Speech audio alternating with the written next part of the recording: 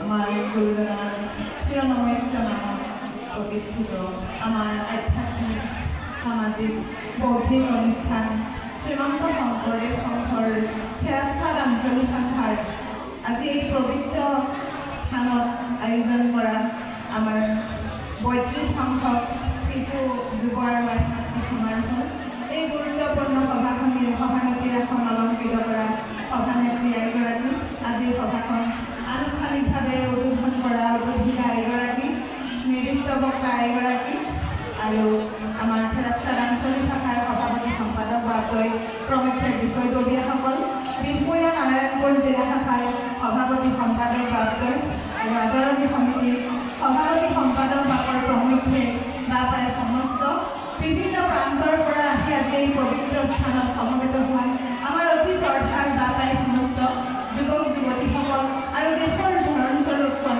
শিশুসকল জয় জয়ৰে আমি সবাৰে চৰণত ভক্তি ভৰা সেৱা নিবেদন কৰিছোঁ কৃষ্ণ। এনেকৈ আমি আজি আপোনালোকৰ চৰণ দৰ্শন কৰিবলৈ পাই নিজকে ধন্য মানিছোঁ। এইদৰে ভকত দৰ্শনৰ দৰে আনন্দ পৃথিৱীৰ আৰু ক'তো থাকিব নোৱাৰে। আচলতে আজি এই স্থান পুণ্য স্থানলৈ পৰিণত হৈছে। এই স্থানত মোৰ উপৰোক্ত বক্তা তিনিওগৰাকী বয়োজ্যেষ্ঠ জ্ঞানজ্যেষ্ঠ খুব সুন্দৰকৈ তেখেতসকলৰ মন্তব্য আগবঢ়াইছে। বিশেষকৈ আমাৰ নিৰ্দিষ্ট বক্তা এগৰাকী জ্ঞানৰ সাগৰ। তেওঁ কথা কৈ থাকিলে ঠিক নহয়, ইমান সুমধুৰ কণ্ঠৰে কথা কোৱাৰ পিছত আমাৰ কথা কোৱা দিয়াৰ আচলতে অধিকাৰ নাই। তথাপিও মাত্ৰ দায়িত্ব পালন কৰি মই এষাৰ বক্তব্য ৰাখিম। তাত যদি কিবা ভুল হয় আপোনাক সবে মৰিখন কৰি চৰণ তলত খাই দিব বুলি আমি আশা কৰিছোঁ কৃষ্ণ। আমাৰ শ্ৰীমন্ত শংকৰদেৱ সংঘৰ শিশু আৰু যুৱ সমাজক আমি গঢ়িবৰ বাবে নিৰ্মাণ কৰিবৰ বাবে শ্ৰীমন্ত শংকৰদেৱ সংঘই সৃষ্টি কৰা এই শিশু যুৱ আৰু আইমাতৃ সমাৰোহী আমাৰ বাবে অতি গুৰুত্বপূৰ্ণ। এই বিষয়ে আমাৰ আগৰ বক্তাসকলে কৈ গৈছে। বৰ্তমান সময়ত আমি চাৰিওফালে দেখা পাওঁ যুৱ উশৃংখলতা। এই যে আমাৰ অতি মৰমৰ হীনাৰ নামত জুবিনদাৰ দৰে এটি সত্তা বধ কৰিবলৈ বৰ্তমান সময়ত কোনেও কুণ্ঠাবোধ কৰা নাই। ইয়াৰ কাৰণ আধ্যাত্মিকতাৰ অভাৱ। ইয়াৰ বাবে কিন্তু দায়ী কোন? আমি। কিয় আজি আমাৰ এই সভাখনৰ উদ্দেশ্য প্ৰতিযোগিতা নহয়। আমাৰ এই সভাখনৰ উদ্দেশ্য হৈছে আমি শিশু বা যুৱক যুৱতীসকলক গুৰু ধৰ্মৰ প্ৰতি আকৰ্ষিত কৰা। কিন্তু আমি কি কৰিছোঁ? আমাৰ ল'ৰাটোৱে বা ছোৱালীজনীয়ে কেনেকৈ প্ৰথম স্থান পাব পাৰে আমি সেইটো কাৰণে আমি আচলতে চেষ্টা কৰোঁ। কিন্তু আমি সেইটো আশা কৰিব নালাগে। আমি স্থান পাওঁ বা নাপাওঁ, আমাৰ শিশু বা যুৱকসকলক আমি প্ৰতিটো বিষয়ৰ লগত জড়িত কৰিব লাগে।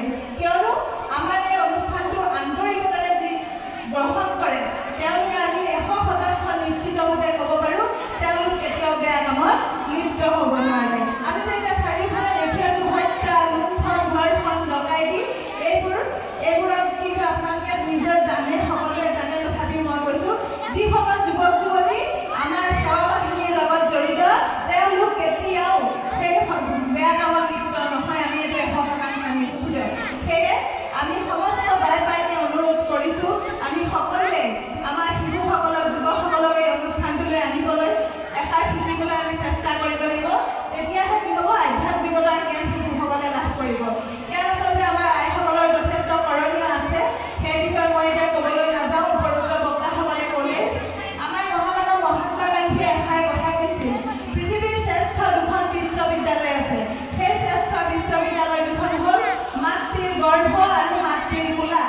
এই দুখন বিশ্ববিদ্যালয়ে যি জ্ঞান দিব, যি শিক্ষা দিব, সেই শিক্ষা পৃথিৱীৰ কোনো আনুষ্ঠানিক শিক্ষা বিশ্ববিদ্যালয় মহাবিদ্যালয়ে দিব নোৱাৰে। গতিকে আমাৰ এই শিশুসকলক যুৱকসকলক আমি আধ্যাত্মিক শিক্ষা দিয়াত আমাৰ আইসকলৰ যথেষ্ট কৰণীয় আছে। সেই বিষয়ে মই নকওঁ যিহেতু সময় কম।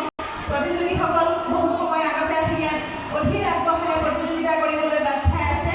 সকলো প্ৰতিযোগীলৈ মই শুভেচ্ছা জনাইছোঁ। তেওঁলোকে তেওঁলোকৰ সুন্দৰ প্ৰদৰ্শন কৰক সেই কামনা কৰি মই চমু একাষাৰ সামৰণি মাৰিছোঁ। এই দুআষাৰ বক্তব্য আপোনালোকৰ আগত দাঙি ধৰোঁতে আমাৰ জ্ঞাতে অজ্ঞাতে যথেষ্ট ভুল হ'ব পাৰে। সৰ্বদোষ আপোনালোকে ক্ষমা কৰিব বুলি মহাপুৰুষৰ এষাৰি বাণীৰে আপোনালোকৰ শ্ৰীচৰণত আমি সেৱা ধৰিছোঁ কৃষ্ণ। কোটি কোটি গুণায় অপৰাধ ধনিতে কৰোঁ আমি দুৰাশয়।